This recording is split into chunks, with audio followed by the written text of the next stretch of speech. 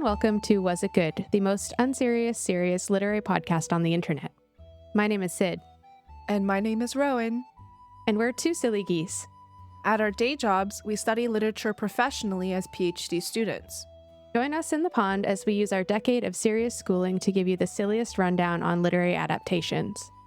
Ever wondered what the best version of Pride and Prejudice is? Want to sound well-read at your next dinner party? We're here to help as the premier goose-themed literary podcast with only correct takes. You'll never be left wondering, was it good? Welcome back to the pond.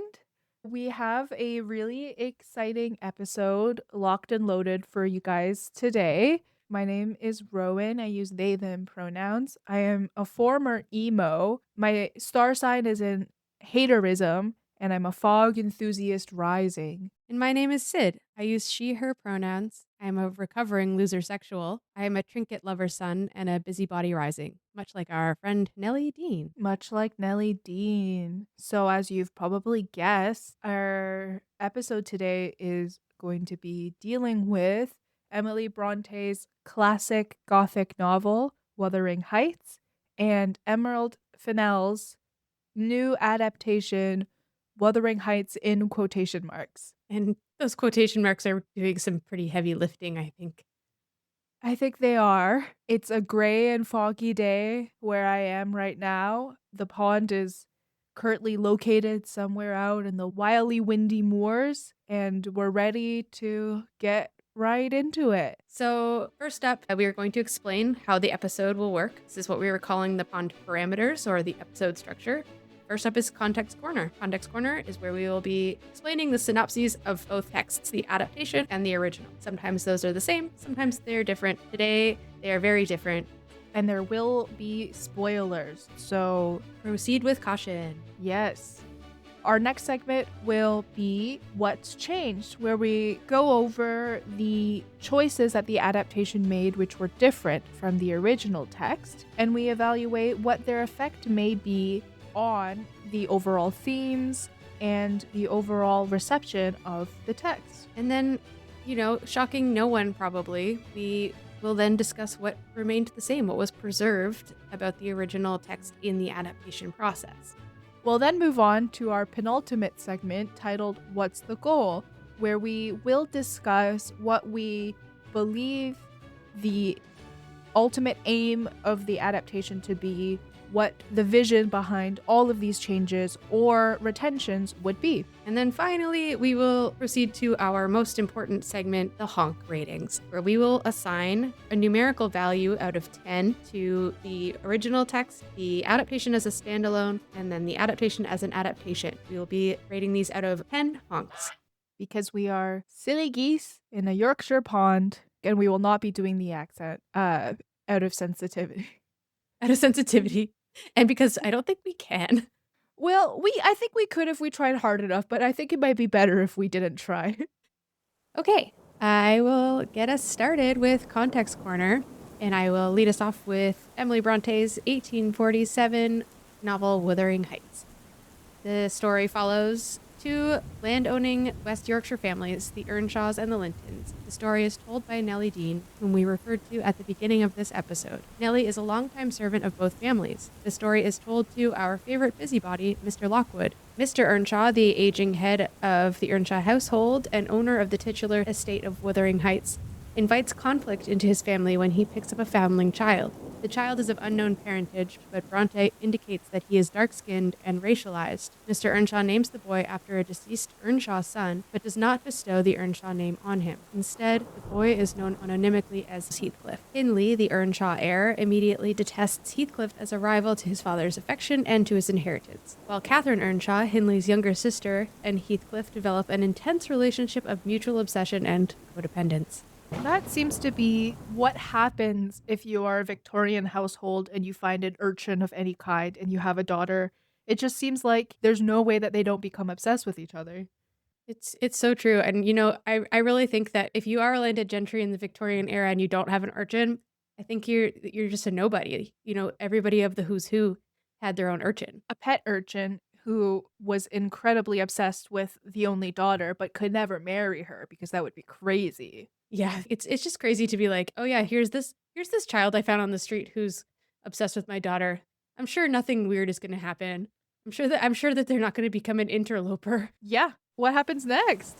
Well, Mr. Earnshaw dies, you see, and Hindley inherits the Heights. He casts an abused Heathcliff down into the servant class, and this causes a rift in Heathcliff's relationship with Catherine. Catherine simultaneously becomes increasingly tangled with the Lintons, the owners of the neighboring estate of Thrushcross Grange, which we will never be saying again. We'll say it only the once, and that's it, because that was so much concentration to say, so we will call it the Grange from now on. Edgar, the Linton heir, courts Catherine while his younger sister Isabella reveres her as an older sister. Catherine's decision to marry Edgar ultimately causes Heathcliff to run away from the Heights. When he returns 3 years later, he is mysteriously wealthy and desperate for revenge, particularly after Catherine's untimely death in childbirth.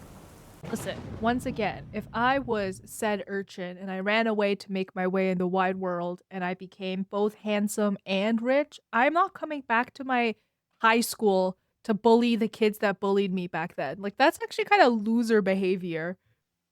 I would do that. I would just like to put it out there. I'm sorry, I take it back. No, you're allowed to say I'm wrong for it, but I would fully be like, look at me now, assholes. And you know what? I support Sid rights and Sid wrongs. Thank you. I appreciate that. Okay, so after becoming master of the Heights through a financially coercive mortgage agreement with now degraded alcoholic Hindley, Heathcliff maliciously marries, abuses, and sires a son onto Isabella Linton, while degrading Hindley's son Hareton Earnshaw in an echo of his own childhood. Heathcliff's sickly son is then forced by his father into a marriage with young Cathy Linton, to Cathy to Linton. This is the daughter of Edgar and the late elder Catherine, and young Cathy is the heiress of the Grange. This gives Heathcliff control over both estates and subsequently erases the Linton name, and this completes his revenge. But when young Cathy to Linton is widowed shortly after her marriage, when Heathcliff's son dies, she falls in love with Hareton, and their mutual resemblance to the elder Catherine overwhelms Heathcliff. Seeing their relationship as a happier repetition of his own, Heathcliff lapses into a dreamlike state and passes away, at last restoring peace to the neighborhood. He was really a pillar because apparently nothing happened that wasn't related to him. Yeah, it's, I guess, in a very provincial area of the Yorkshire moors, that drama would be what everyone lived for. They'd be like, did you hear about Mr. Earnshaw's urchin? Oh my goodness, he's got his own urchin. What do you think's gonna happen with young Miss Cathy? Who's to say? Let's tune in. We have to get Nellie when she's down to fetch milk in the town. We have to ask her for updates. We really do. So what happens in the adaptation? Well, Emerald Fennell's quote-unquote Wuthering Heights begins in the same spot.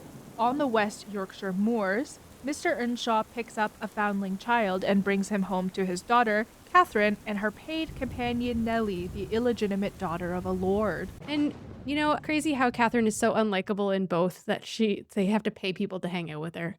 Yeah, Nellie hangs out with her because she's paid because she's a servant, and then this Nellie hangs out because I guess her dad doesn't want her.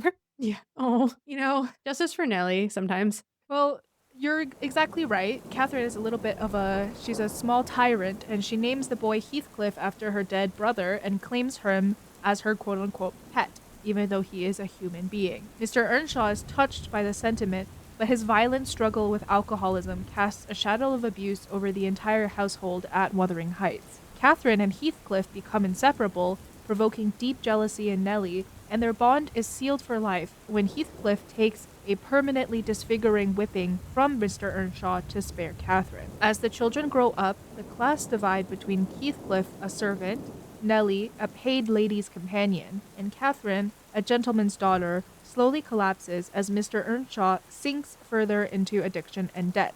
When Mr. Edgar Linton, a wealthy merchant, and his flighty ward Isabella move into the neighboring estate of Thrushcross Grange, Catherine views a marriage to Edgar as a form of economic salvation, but Heathcliff protests as the two develop intense mutual sexual desire. But unfortunately, Catherine ultimately agrees to marry Edgar. However, she confides in Nellie that her heart remains with Heathcliff.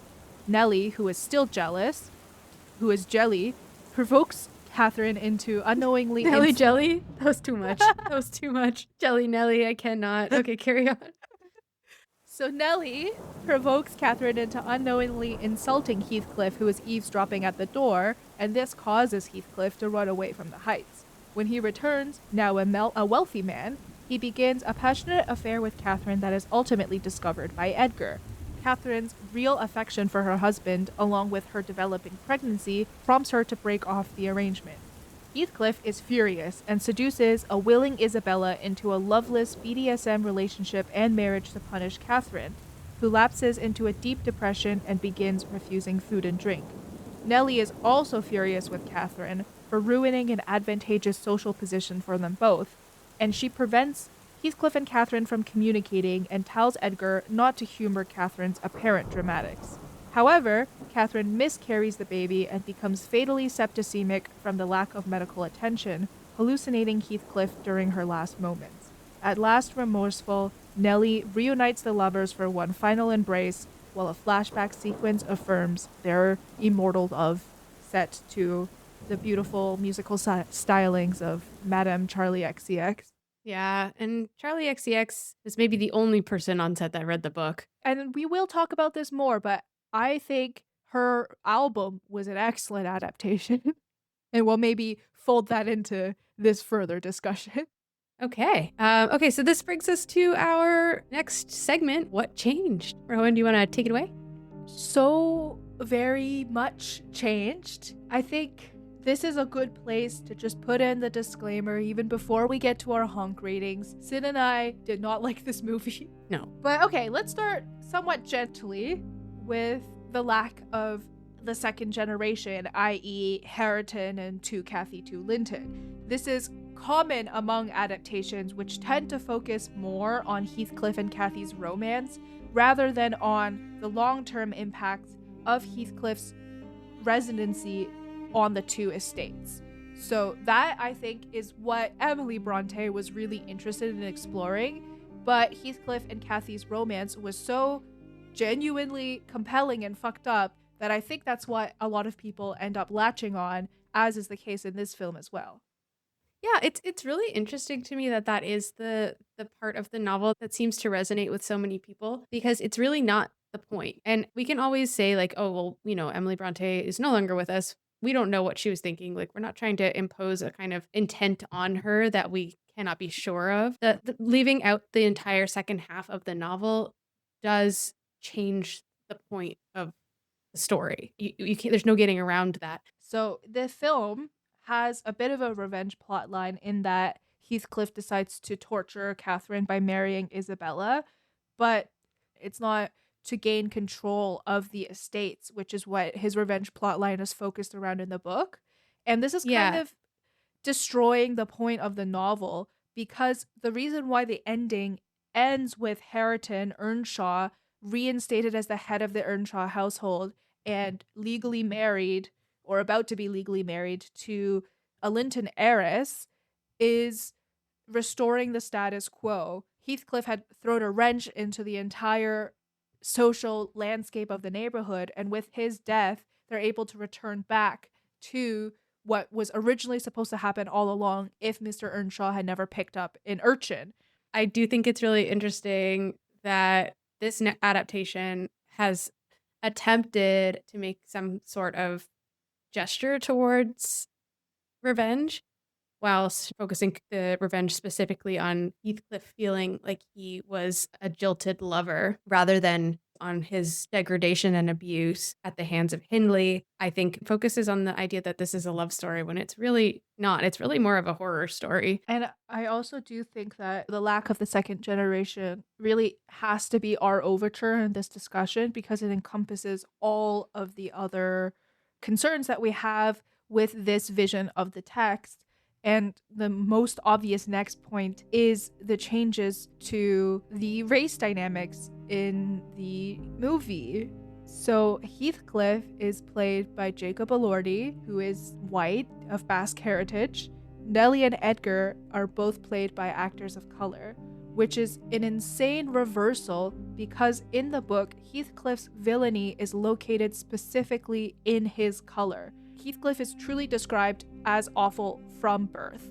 Even as a child, he is mentioned as not being grateful to Mr. Earnshaw at all, like being unnaturally cold, unnaturally calculating from the beginning. And Nellie, towards the end of his life, imagines him as a supernatural devil, a black devil specifically, who tricked a good man into harboring him to that good man's ruin. The text is not interested in Heathcliff being romantic at all. Yeah, there's this part in the book where Nellie specifically looks at Hareton as a child, and Nellie says something to the effect of, I could see in his countenance the traits of good breeding. It's going into that Victorian belief in phrenology, the idea that you could see on someone's face the quality of their character. It was designed to criminalize any facial features or racial features that were not white English facial features. It's specifically designed to justify the Victorian Empire and the domination of Indigenous peoples really all across the world. And the advances in Darwinism, in evolution, these are creating these fears in the Victorian psyche about what can happen if mankind degenerates. So if mankind can evolve, it can also degenerate. And Heathcliff is really a person of unknown parentage. They don't know where he came from, but he represents this intense decrease into evil. Everyone that he's around decreases in their ability to live their lives. His influence negatively impacts Kathy's future marriage. His influence negatively impacts Hareton. Hindley's alcoholism and gambling addiction become a lot worse when Heathcliff returns. He is personifying this fear of degeneration that occurs when the colonies invade the imperial center. So there is a reasoning, a social portraiture reasoning behind Heathcliff's racialization in the original novel.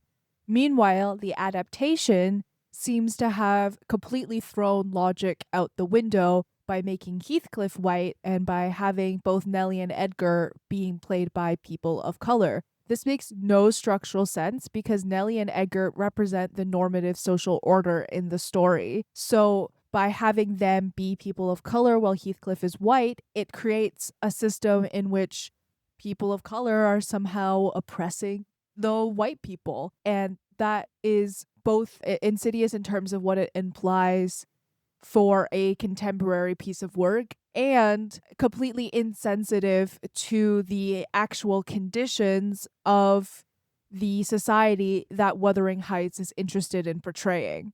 It's, around this time too that the Industrial Revolution is really starting to become a lot more prevalent in the rise of capitalism.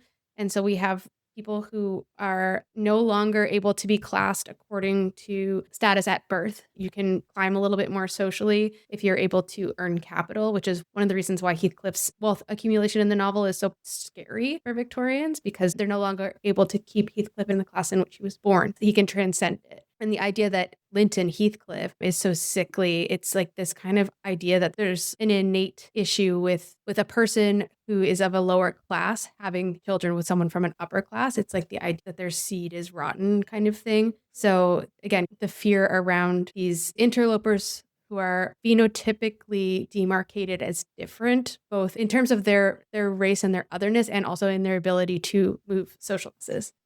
And the moors are such an isolated part of England. It's not a center of industry. And so the location is not only for that Gothic atmosphere, the fog, the isolation, but it's also socially isolated. It's really a last bastion of a lack of industrialization. It's an agrarian economy. Everything is proceeding as it had in the previous centuries. So the intrusion of Heathcliff into this closed society is deeply troubling in this agrarian economy where the landed gentleman, the local country squire, is not only the magistrate, but also the landlord for almost everyone in the period. The center of power is so concentrated on whoever owns that estate and whoever fulfills that role that it is a type of social class that does not exist in our contemporary space at all anymore. We can't really imagine how much power the country squire really did have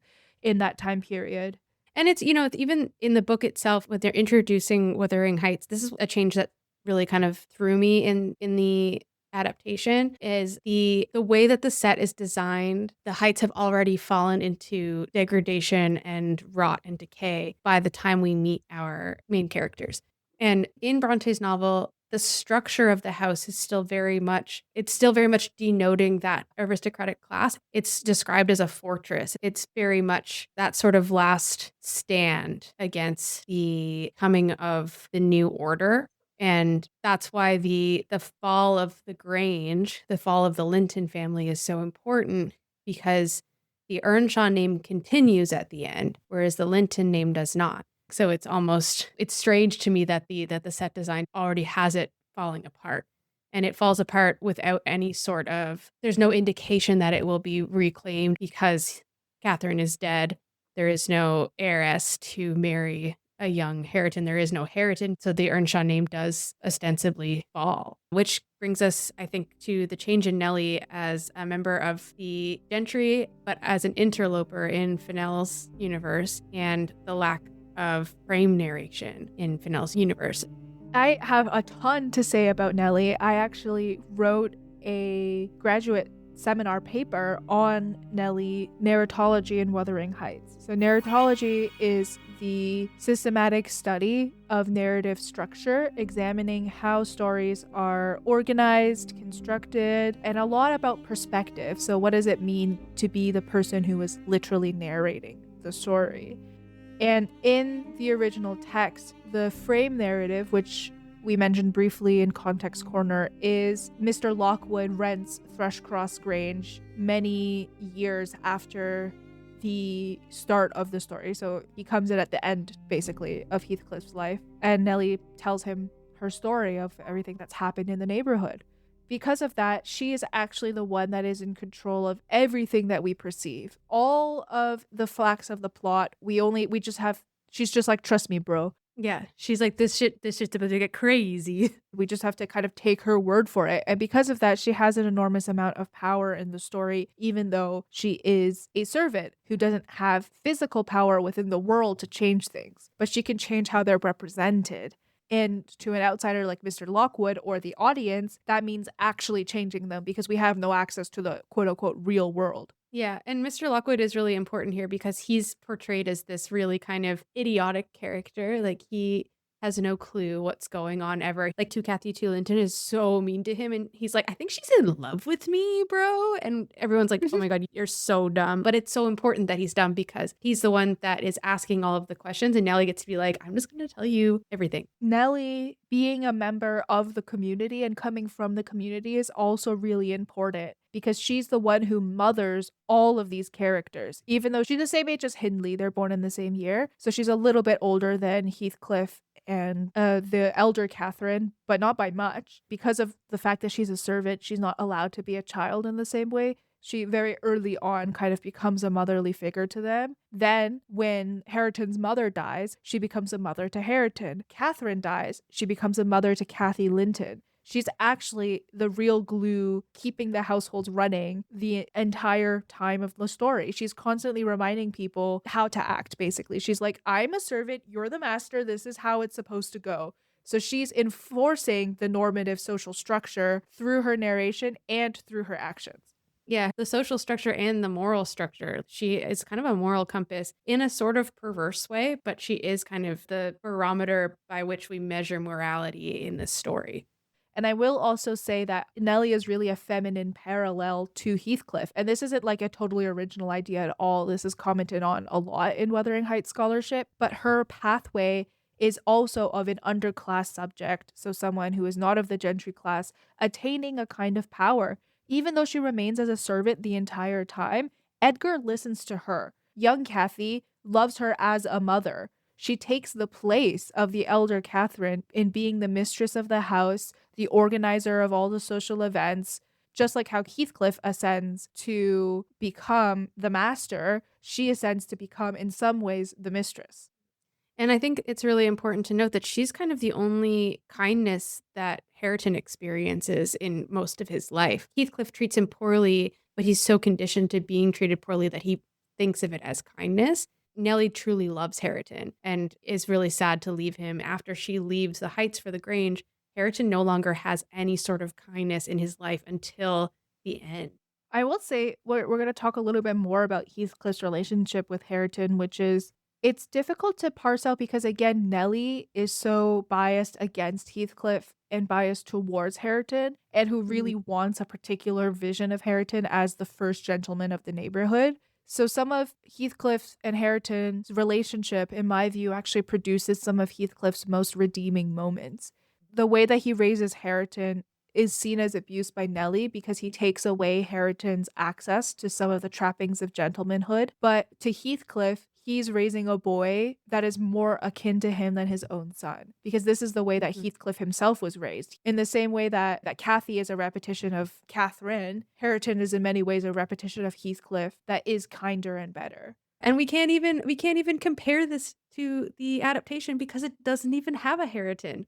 Victorian novels are often plotted around parallels and the idea of a dark double, which is drawing from psychoanalytic theory. It's basically like the evil twin. It's similar to you, but worse. And so we're talking about how Nellie is the feminine and more gentle parallel to Heathcliff. Both have pretensions outside of their class for sure. Nellie's really interested in being the mistress, but because Nellie holds herself back from actually materially changing her circumstances, she's still a servant and a housekeeper at the end of the novel, no matter how much soft power she has. Heathcliff actually pierces the class dynamic fully, and that's what makes him a little bit more evil. And that's what makes him like the dark double side. But my original point was basically just that Emerald left so much out of the film that this whole point of doubles, which was what Victorian novels are plotted around, can't exist because she got rid of half the cast. Yeah. And I think too, like, it's important to recognize that Heathcliff is that interloper because he existed in a kind of liminal space class-wise as a child. He doesn't get the Earnshaw name. So Mr. Earnshaw's kindness is not actually full kindness either because he won't adopt the boy. Nellie mentions this as well. Nellie mentions that it was hard for Heathcliff because the servants thought he was one of the master's class. So they weren't able to like actually be in a real relationship with him.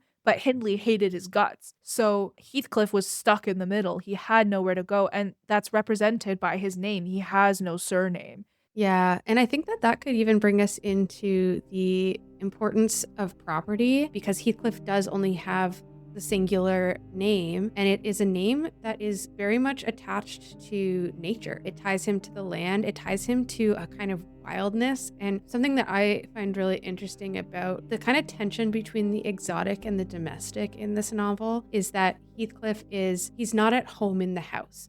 And when I say exotic, I mean the opposite of the house, the opposite of the domestic. And so that can be read as both being outside in terms of like indoors versus outdoors, and then also outside of the nation. So Heathcliff can be read doubly as exotic as in tied to the land, and then as exotic as being an interloper from elsewhere, especially him being racialized. However, Heathcliff is also the name of a deceased Earnshaw son, because Mr. Earnshaw can't decide whether he's trying to replace his dead son or not. And that's part of the reason why Heathcliff grows up twisted. And that's really established in the degradation of the Linton household and the ties to the landscape itself. The symbol for everything returning to as it should be is when young Kathy Linton has started to fall in love with Hareton Earnshaw.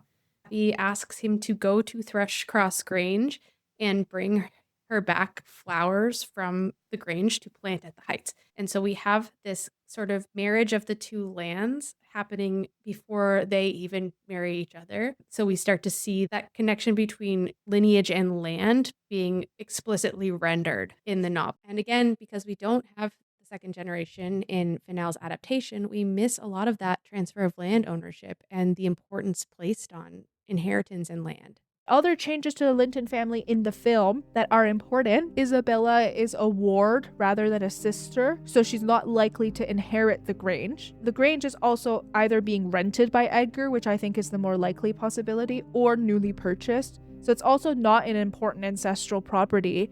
And Edgar is also, as you mentioned earlier, belonging to that new money merchant class. So Catherine in the beginning of the film talks about how it's more respectable to be an Earnshaw, even in their degraded state, than it is to be Linton, as wealthy as he is, because he is new money, and he's also randomly brown in the film. It's just the brown man making an entire room that worships the color of Catherine's skin is just the optics of that is just so they're just so insane. Like that's just the most like among many crazy things that happened in this adaptation. It's just that's crazy work. That's so insane. And I think that could bring us to the relationship between Isabella and Heathcliff. I don't have a problem with giving Isabella a kind of more powerful role in the story, or potentially giving her some agency. However, I don't think that's what's happening here, because Fennell does nothing. She does nothing with this change other than make it a bit shocking and uncomfortable for the viewer. Yeah. So we're talking here about how Heathcliff was overtly abusive to Isabella in the novel, and it is some of his worst moments. By taking that away, it's really Heathcliff apologetics without any sensitivity to why Heathcliff would act in the way that he acted in the novel. It's just trying to make him into a broody hero. And a point that really pissed me off was that initial letter that Isabella writes after being married in the film, the letter text is from the novel, but then undercuts it by having the whole letter writing scheme be a fake ploy agreed upon by Isabella and Heathcliff to try and provoke Catherine. It destabilizes the text. It basically pulls it in and then says, we don't want any of that. Because of how naive Isabella is in the adaptation, she's so inexperienced and so naive, so innocent, that she doesn't even necessarily know what she's agreeing to. She's having her innocence taken advantage of, but it's being positioned as this sort of more progressive version of her story because she's like consenting to it. I had a different interpretation, which is maybe more cynical. When she's narrating, voicing over the letter, there are certain scenes happening, and then we find out that was fake. Right. Yeah. Because the scene where she's laying down on the table and Joseph comes in and Heathcliff is like, don't worry, Joseph, you can watch. That's fake, because we see it afterwards and the Heights looks different and she's just writing a letter at the table. That's interesting. I had not considered that, but I like the idea of reading her as a kind of using that as like a manipulation tactic rather than having it be her actual personality, I guess. But, however, that doesn't mean that the concerns aren't still present there. Yeah, it feels to me like the representations of kink in this movie are so purposeless. They're there for aesthetic and not actual engagement with themes of sexual empowerment. You're entirely right. It has no point. Purpose. Catherine and Heathcliff's connection in the book is not about sex. Catherine is really specific that she's almost not even attracted to Heathcliff for any physical reason. It's like a soul bond that overwhelms everything else about them. She likes Edgar because Edgar's handsome. She likes Heathcliff because that's who she is. Yeah, he's more my soul than I am, or he's more myself than I am. Whatever souls are made of, his and mine are the same. The line that gets quoted ad nauseum whenever anyone talks about this book, because they're like, oh my God, it's so romantic. And it's like, no, that's the point. It's insane. Catherine being in love with Heathcliff was never a part of Wuthering Heights, because the marriage plot in a Victorian novel is not about love. Even when it is about love, even when love exists in the marriage plot, where the marriage was always about property and about safety. It's also a sign that Catherine is also a degraded soul. She's not redeemable in any way. And the reason why her and Heathcliff are together in their awfulness. Yeah, it's not a star-crossed lovers story. It's because they're both terrible, and Catherine has fallen. Melly questions in the novel if Catherine can even get into heaven because she was so terrible. And that's why she's not a heroine. Kathy Linton is the heroine. Yeah, Kathy Linton knows what's expected of her as an heiress. When she first meets Hareton Earnshaw, it's suggested to her that he's her cousin, which of course he is, but she mistakes him to be a servant and then is incredibly offended when it's pointed out to her that he's actually her cousin, because she's like, no, we can't be the same, because he's so degraded. He has no education, he speaks provincially, he's unkempt. It's all the demarcations of lower class that are present. Kathy recognizes that and immediately wants nothing to do with him. And it's the idea that Catherine, the elder Catherine, who believed herself to be the same as Heathcliff, whatever souls are made of, his and mine are the same, that shows that relationship was transgressive. Whereas Kathy, the younger Kathy, immediately places herself as separate to Hareton because of the fact that he doesn't present as being from the gentry. And when she does come to terms with the fact that he's from the gentry and gets to know him, that's when their relationship is able to flourish. But it's not transgressive because they are, in fact, from the same class. So the focus on sex and lust and kink in the Emerald Fennell version is besides the point. It's so besides the point. It also removes the religious tension throughout the novel because, again, this is a novel about supporting the status quo in which all of these transgressions are presented as horrific elements. And Nellie's sincere faith is a huge part of the novel. She really believes in death as a restoration to God. And Catherine's death is kind of the only time where she's ever described in a positive light by Nellie. And it's her atonement for her lack of domesticity. She only is a lady when she's her deathbed and released from the spirit, which the fact that it continues to haunt, that it shows up in these supernatural moments. Heathcliff, it's me, Kathy, famously shows that she's not a denizen of heaven. And yeah, they even imply in the novel that once they've both died, that they both haunt the moors. You know, it's like their apparitions that travelers see on the moors. And the transition from doing that to being this like really romantic flashback sequence, again, it undercuts the fact that none of this is good. They're together only because they both suck so bad. And Catherine is terrifying because it's terrifying that she could be born into a good family and still fundamentally have that nature. Heathcliff is terrifying because he is, you know, the ghost of colonialism present. Yeah. Anyhow, I think those were our points. After that very long discussion of what changed and what the book was about, what stayed the same? not much. The moors sure were mooring. I think that the setting was well done, although I have a problem with the anachronisms in the set design, mostly because I find it really hard to anchor myself in any specific era, because the only part of that looked authentic were the actual moors that they were filming on, which was, you know, that's just because they exist. Oh my god, they made the moors from Wuthering Heights real. Heathcliff and Catherine were insufferable. They were also insufferable in the novel, so that sure stayed the same. It sure did. Although I would argue that she was trying to make them less insufferable by making them romantic, and I just don't think she succeeded. Which brings us to our next segment. This is the shortest we've ever been in a segment. What stayed the same? Basically nothing. Anyway, moving on. What's the goal? What was the goal? I think that the goal was that Emerald Fennell gets to hold an audience hostage for 2 hours while we watch the actors defile eggs. That was the longest 2 hours of when I'm in a movie theater. I'm like big on movie etiquette. So I'm like, my phone is off. I'm not looking at it. But I wasn't wearing my watch and I had to turn on my phone just so I could see the time because I was like, how much movie can there be left? And every time I looked at how much movie there was still left, I was in shock. Yeah, it's very rare for me to be in a movie where I'm like, I'm mad that I can't leave. You know, and like, you know, in all seriousness, I know that Emerald Fennell, her whole thing is like kind of trying to be this auteur who has a, you know, a very specific style, which is deviant and sexual, but I don't even think she does that. And that's, I think, the frustrating part is like, I don't know what the goal is because the goal is never fully achieved. So I'm just like, what are we doing here?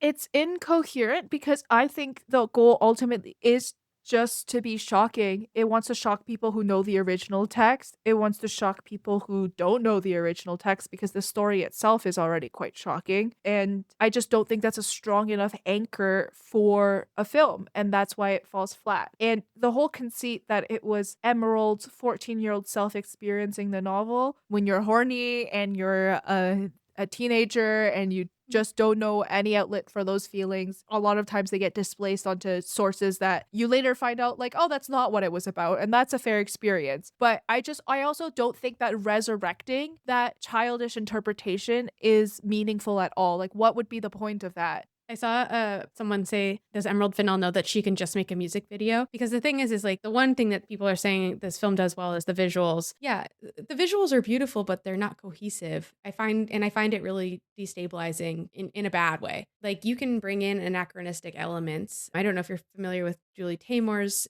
Titus Andronicus, but she uses imagery from both 20th century post-war America and from the fall of the Roman Empire, and it's set during the fall of the Roman Empire. But she's using all of these anachronistic elements to connect the two worlds and the, really kind of comparing the fall of the Roman Empire to the fears around contemporary late stage capitalism. So anyway, so she does that really successfully. You still know that you're in a Shakespearean experience, but there's none of that in Emerald Fennell's world. She brings in all these anachronistic elements, but they don't lend themselves to the story stylistically. And I think she's just doing too much. I think she's just adding all of these visuals and being like, this will look nice, but I don't think it's doing anything beyond aestheticism. And I don't know. I just don't think that they belong in Wuthering Heights. And not because I'm a purist, but because I don't think that she knows what she's doing with them. And I don't know what the point was. Yeah, it wasn't that any of the changes that could ever be made are bad. It's that they don't have a purpose. And some of them are racist, like the white skin room. That's just on its face racist. That's bad. But turn the focus a little bit to the companion album, also titled Wuthering Heights by Charlie XCX. That is in Charlie's style. It's in her language, but it delivers a cohesive statement. She translated the source material effectively into her own aesthetic in ways that preserved both her own aesthetic and the source material. There's even a song off the album, My Reminder, that talks. It's like kind of in Kathy's perspective as she's thinking about how she can't ever fully abandon Heathcliff and just live this easy life with Edgar that is all lined up for her. And that is what's causing her demented sense of unease. And that is brought across in the music, which is allegedly just like an easy synth pop beat, but then is underlaid with all of these dissident string trills and little bits. And so I'm not all the way up on my music theory, but just as a listener, it seemed to reinterpret successfully the core themes of the story into a new format. So it's not that it can't be done. It's just that the film didn't do it. Yeah, absolutely. I mean, even just the idea that there are these like wild anachronisms in the set design, and then at the same time, Emerald Fennell is trying to call back to these sort of 1950s films or 1930s films. I mean, the movie poster is very reminiscent of the Gone with the Wind movie poster with Vivien Leigh and Clark Gable. It's like, okay, so we're trying to inhabit these early Hollywood films, but then the set design veers so swiftly to almost like Alice in Wonderland vibes. And it seems like if she had just done one of them, you could argue that she's making a commentary on the way that classic Hollywood adaptations felt and operated. I mean, Gone with the Wind is an adaptation of deeply racist Southern woman's book, but it is an adaptation of a piece of classic literature. So if you want to make a commentary on adaptation as a genre, then go ahead and do that. But you can't just like throw it all in there and be like, I did it, art. And so I think that brings us to our honk ratings in truly one of the speediest 2 segments in Was It Good history. Okay, so moving into honk ratings, I can start us off with Emily Bronte's novel. Personally, I'm a fan of Wuthering Heights. I think for the time that it was written in, it's doing a lot of really interesting things. I think that Emily Brontë looked into the future and saw the Real Housewives of, whichever city is your favorite, and was like, and what if they all had the same name and continued to torture each other throughout multiple generations? And I am here for that. It's a really, really well plotted novel. The character of Nellie, she's a proletariat hero and also a messy bitch, and both can be true. And I personally love that she's the frame narrator, and I think that every adaptation has done a disservice to the text if they neglect that. And my final point is, why is everyone named Catherine? Emily, there are other names in the world. I think we should have maybe used some of them. I was gonna say it was props for her not naming everyone Emily, unlike Jane Austen. Yeah, the prettiest one is named Jane. So I didn't lead off with my honk rating, my own personal honk rating, but I give it an 8 out of 10 honks for Emily Bronte's Wuthering Heights. That's fair.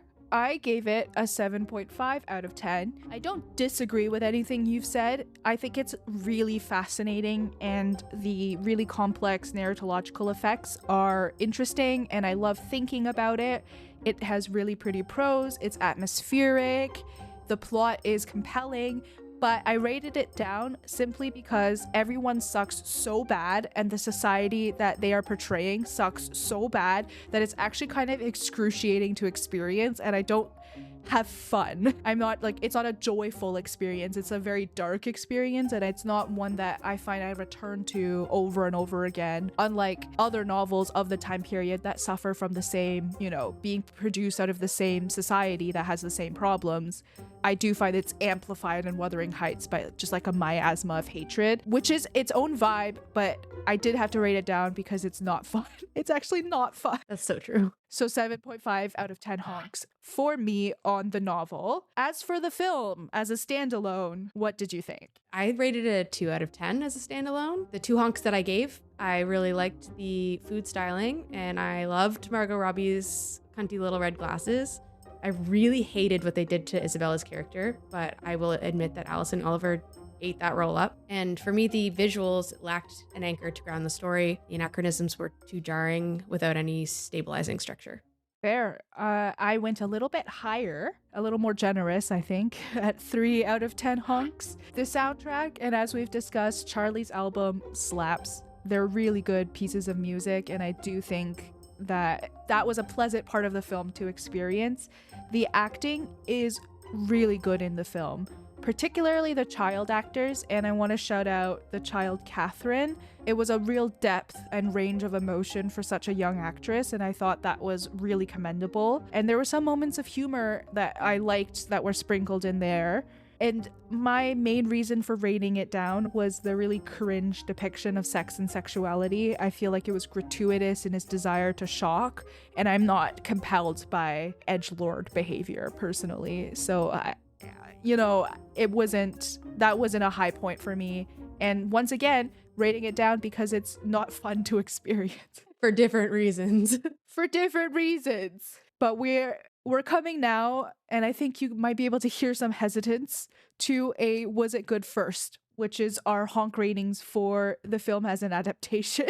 Yeah, and I feel bad going so low so early in our season, but I gave it a 1 out of 10 as an adaptation. I've never been angrier at spending $20 on a movie ticket, and I am convinced that Emerald Fennell is 3 internet edgelords in a trench coat. And a lot of folks on the internet have been maybe giving Emily Brontë a little bit too much credit in the area of her social commentary. The really important part about the novel is that return to status quo at the end. Mm-hmm. So I don't know that we can fully say that Emily Brontë was writing from a place of commentary on the violence enacted on racialized people in the way that we understand it today. But she is making commentary, and Emerald Fennell somehow managed to take that and get rid of it, just completely destroy it. And I think turning it into a misguided romance, it makes it just completely shallow, and the chemistry between the leads is non-existent. And to be frank, the only cohesive element in the entire movie was her ostensible perversion, but she didn't even get that right in the context of adaptation, because you're telling me now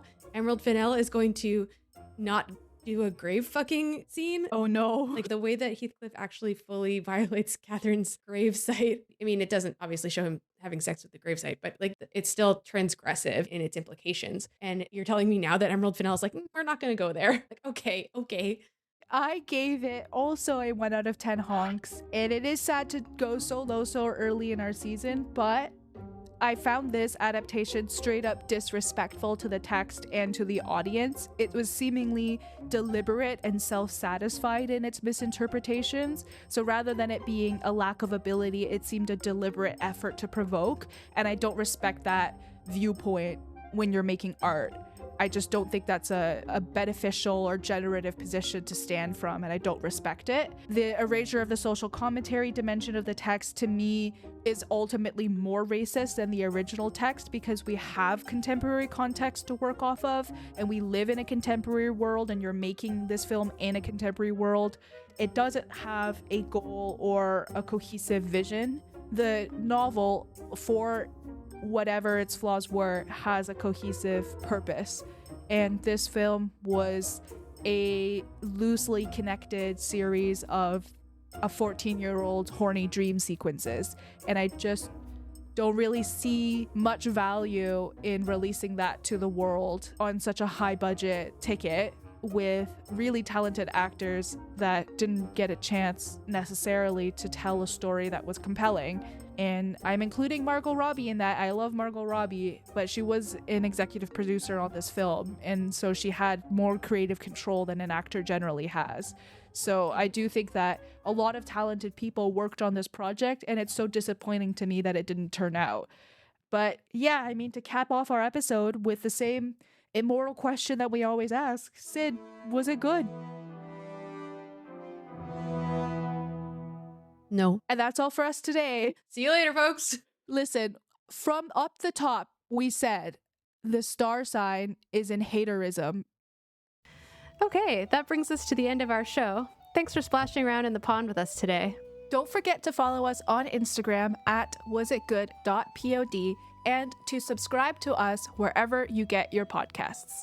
If you could leave us a review, that would also be super helpful, and we would really appreciate it. Until next time, stay silly, and we'll see you back in the pond soon.